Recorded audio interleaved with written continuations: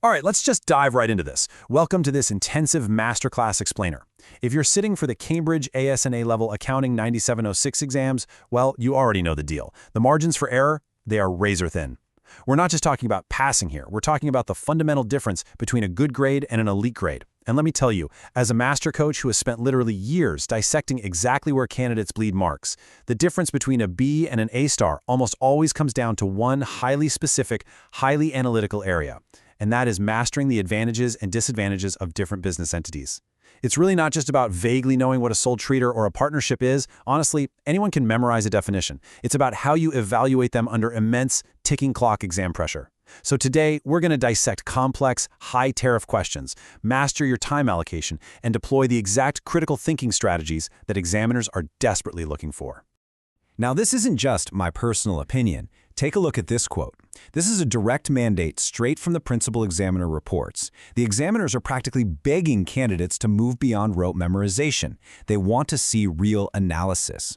To help us navigate this today, I want you to imagine two virtual scholars joining us in our digital studio. Let's call them Alex and Sam. Think of Alex as that incredibly technical student. You probably know someone just like this. Alex excels at the formulas, the cold hard facts, but completely freezes up and struggles when it comes to open-ended evaluation. And then we have Sam. Sam is our creative thinker, brilliant at forming broad arguments, but constantly, and I mean constantly, losing marks on structural precision and timing. Throughout this explainer, we're going to use Alex and Sam's debates to mirror the exact cognitive leaps that you need to make to hit those top-tier marking bands. So here is our roadmap for the session. First, we'll cover core assessment principles. Second, we'll build a procedural framework. Third, we'll do a quick mid-session strategy check. Fourth, we'll dive into a critical analysis workshop. And finally, we'll wrap up with a strategy recap. Let's get moving. Act 1. Core assessment principles. Okay, we need to look strictly through the examiner's lens right now and break down the anatomy of Cambridge command words. Because listen to me, if you misinterpret the command word, you've essentially lost the marks before you've even picked up your pen to write. Looking at this three-column breakdown, these are the cognitive domains you absolutely must conquer: knowledge and understanding, analysis, and evaluation.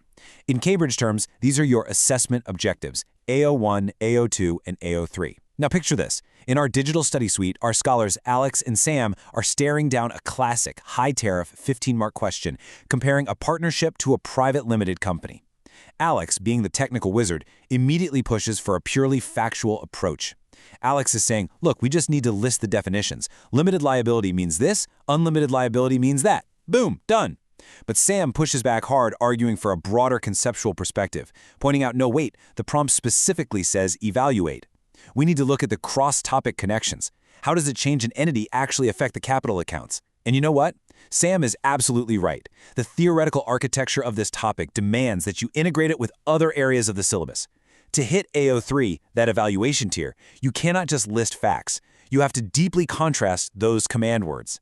Think about it. Analyze means breaking down the impact of an entity's structure. It's taking it apart. But evaluate? That means weighing those impacts against each other, locked within the specific context of the prompt, and making a highly justified final recommendation. If the prompt asks to what extent, you must provide a beautifully balanced argument, showing both sides of the coin before you ever reach your conclusion. This brings us to a massively important concept: the method mark strategy. Alex often gets incredibly frustrated when a final calculation is slightly off, throwing their hands up in defeat. But here is the secret the principal examiner reports tell us. Cambridge examiners actively award marks for the correct process and methodology, even if your final number is wrong. Let's say you're evaluating the financial disadvantages of a partnership converting to a limited company, and you calculate the new equity structure incorrectly. Maybe you hit the wrong button on your calculator. If your analytical framework was sound, and you demonstrated the correct causal relationships between the concepts, showing you understand exactly how equity shifts during a conversion, you will still pick up those method marks. The examiners reward the process of critical thinking over isolated, disconnected facts. They want to see your brain working. They want to see exactly how you arrived at your conclusion, just as much as they want to see the conclusion itself. Act 2. The procedural framework. Now it's time to step back into our collaborative digital study suite and actually deconstruct a complex past paper problem alongside Alex and Sam. What we are looking at right here is your absolute gold standard for exam day, the 6-step procedural framework. Let's loud draft a response to a high tariff question together. Step 1, deconstruct the question. We isolate that command word and hunt for the hidden constraints. Step 2, extract relevant data. You must pull specific figures from the stimulus material. Do not just speak in generalities. Step 3, select the analytical framework. Are we comparing control, are we comparing capital, or are we comparing risk? Pick your lane. Step 4, execute with clear notation. Step 5, verify your results against the context. And finally, Step 6, present with correct terminology. Now, as Alex and Sam debate their essay layout, Sam, always the big picture thinker, wants to jump straight to the conclusion. But Alex rightfully hits the brakes and insists on Step 2, data extraction. Your data interpretation skills here are paramount. You have to interpret relationships directly from the text and tables provided. For example, if the stimulus explicitly says the business needs $500,000 for an immediate expansion, your entire evaluation of becoming a public limited company must specifically anchor itself to that exact $500,000 requirement. If you ignore the specific data, your answer floats away into vagueness and you wave goodbye to the top band marks. And please, notice the heavy emphasis on strict presentation conventions here. Alex highlights a vital truth that so many candidates overlook. Practical application isn't just about the math or understanding the broad concepts. It actively develops your professional skills as an accountant. Cambridge examiners are mercilessly strict about presentation. You need proper headings. You must use correct terminology. Do not, under any circumstances, call equity cash. They are entirely different things. Use appropriate formats and clear annotations. If you are comparing the financial statements of a sole trader to a limited company to highlight structural disadvantages, your presentation has to be pristine. Sloppy formats bleed easy marks. And honestly, you simply cannot afford to give those marks away for something as silly as a missing heading or messy handwriting. Okay, hold that thought.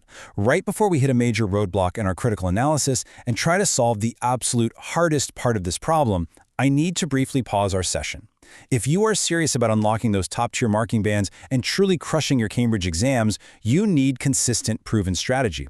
I want you to hit that subscribe button for Ace the Exams, IGCSE and A-Levels at Ace the Exam, IGCSE right now. Enable all those notifications, hit that bell, so you never miss a weekly Cambridge breakthrough strategy just like this one. We are deconstructing exactly what the examiners want, week after week. Join the community, hit subscribe, and let's get back to the masterclass and solve this roadblock. Act 3. Roadblocks in Critical Analysis. All right, back in our digital suite, Alex and Sam are actively drafting their model response paragraph by paragraph on screen.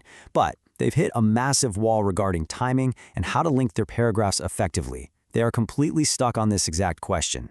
How do we actually unlock the highest evaluative marking bands? Right now, they are trapped at the descriptive level. Sam just wrote this sentence.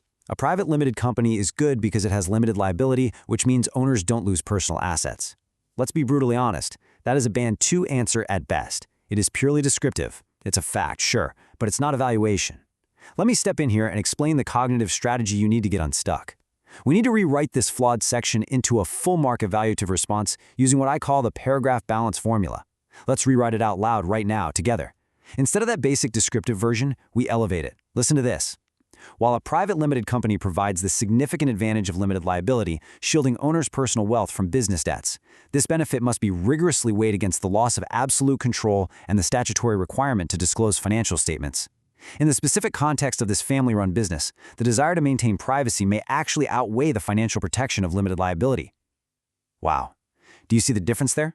We seamlessly transition from a mediocre factual statement to a flawless, multi-dimensional evaluation that directly answers the specific context of the prompt. That is how you get the A-star. Act 4, Interactive Pause and Practice Workshop. Now I'm going to put a complex text comparison right up on our interactive board, and I want you to test your own comparative analysis skills against the clock. Look at this breakdown of required elements. Top-tier comparative analysis demands identifying both similarities and differences. It is never enough to just list the pros of one entity in one paragraph and the cons of another entity in the next paragraph independently. You have to weave them together. You must use comparative connectives. I'm talking about words like conversely, whereas, on the other hand, or in direct contrast to. When you make a point, you must support it with evidence from the text, and then explicitly draw a conclusion about its relative importance. For example, if you're comparing a partnership and a limited company, state a similarity first. Perhaps mention that both allow for shared decision-making when compared to a sole trader. But then, you pivot. Use a comparative connective to highlight the critical difference in their legal identity and continuity. That pivot is where the magic happens. Okay, Time is up on our workshop timer. Now, I am going to reveal the exact traps set by examiners. There are exactly 3 major mistakes that keep appearing, year after agonizing year, in the principal examiner reports. Let's run a quick spot the flaw exercise with a poorly written student answer that I've literally seen 100 times. The student writes, "The business should change entities to get more money and it will be better." Ouch. Can you spot the 3 errors based on the principal examiner warnings we just brought up? First off, it's incredibly vague. Get more money? No. That should be professionally articulated as access wider capital markets through the issuance of shares. Second, it lacks any formal presentation or structural depth. And third, and most importantly, it completely ignores the context. If the stimulus material was about a local independent plumber, suggesting they issue public shares isn't just slightly wrong, it's totally unrealistic and shows a lack of business acumen. The examiners despise vagueness. You must tailor your answer to the specific, unique scenario provided in the prompt. This leads perfectly into this massive examiner alert. Candidates consistently confuse key terminology. In our digital suite, Sam just had a massive breakthrough realization.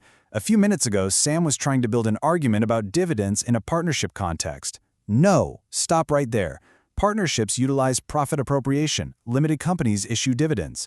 Sam self-corrects on the spot, realizing you must always define your terms before using them in extended responses. Doing this ensures you are locked into the absolutely correct theoretical architecture from the very first sentence you write. It tells the examiner, I know exactly what lane I'm in before you even start driving. Act 5, Strategy Recap and the Visual Story Method.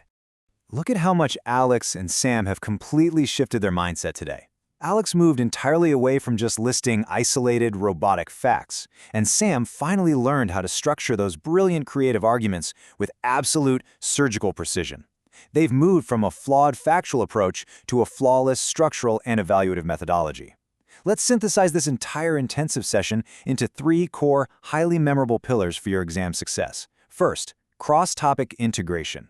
Remember that business entities do not exist in a vacuum. You must connect them to capital structures, accounting treatments, and liability. Second, the 6-step procedural framework. Always start with deconstructing the command word and end with precise terminology. And third, comparative analysis. You must explicitly state similarities and differences using those comparative connectives we talked about to reach the highest evaluative marking band.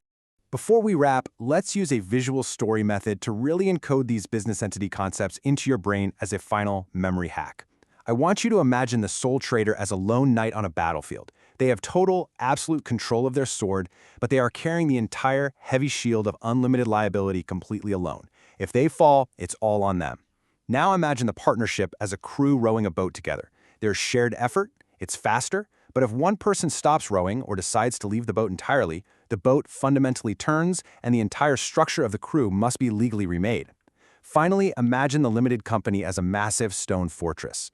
The personal wealth of the owners is safely hidden inside, totally protected by the impenetrable walls of limited liability.